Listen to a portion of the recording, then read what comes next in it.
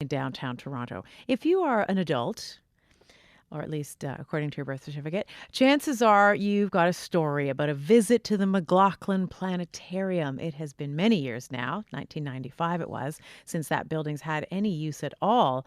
But there's a move afoot to have it torn down and replaced with a museum dedicated to Jewish art and culture.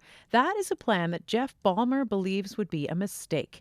He is currently an architecture professor at an American university, but he was born and raised in Toronto, still spends lots of time here, and he joins me now in studio to talk about this and about why he thinks the McLaughlin Planetarium should be preserved. Hello there. Hi, Jill.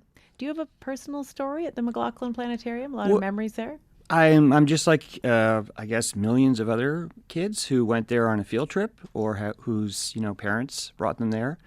I was always interested in science and the stars, and I have very vivid memories. But my other story is that I'm an architecture professor, and I'm interested in sort of heritage issues. And this is my hometown.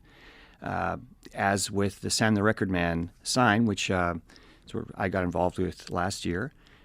This story, which has been going on for a long time, recently was resuscitated because of the news from the U of T that they have plans for the site. So tell me what it is. I mean, both from the personal memory side of things, but also your point of view as a professor of architecture. What is it about the building that you find so worthwhile? Well, I think the building has value for two very similar but very distinct reasons. One is that it is a prime example of mid-century Toronto architecture. And for that reason, I think that it's worth preserving the building. I also think that the city, like Toronto, should really ought to have an institution like the Planetarium, one that, as many of your listeners will recall, played a very significant role both in the discussion about science in the city and in the country, and also in terms of its role as an educational tool. I read somewhere that you talked about the '60s as because we were so obsessed with space and space exploration. In a way, it's sort of a fitting tribute to recall it because it was in the 1960s that building was built. Was it? Yes, it was built in the early 1960s. It was built by the University of Toronto, and I think that initially it was designed to fulfill both a purely scientific role and also as an outreach for the public. So do you think that it should still, is it the building you're after, or do you think that it should still be used as a planetarium as well? That's a great question. I think that first and foremost, the building ought to be saved. Whether or not it could be reinstituted as a planetarium, I think that would be the best case scenario.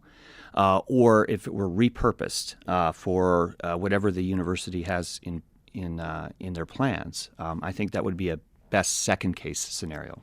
So how does this potentially fit in with the plans for what I mentioned, the Jewish Arts and Culture Museum? Well, we don't know very much about the university's plans. There was a press release a couple weeks ago.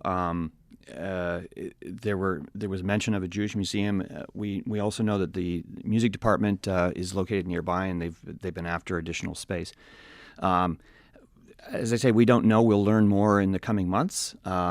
I think what's important is for the discussion to be as open and as broadly based as possible so that the public can get an opportunity to have some say or some feedback to the university as it goes about planning what it has in mind for that site. Is there more of a public involvement in this? I mean, do a lot of other people feel the way you do? Are you going to try and encourage them to do so? This process has been underway, or this sort of slow motion demolition has been underway for about 20 years now, following the closure of the planetarium by the ROM at the urging of the Harris government. Over the years, and it's been 2 decades now, there have been a number of movements, a number of people involved, all very passionately dedicated to preserving the planetarium building and also to restoring that building to its role as a planetarium. You mentioned the Sam the Record Man sign. You were involved in preserving the campaign to preserve that as well.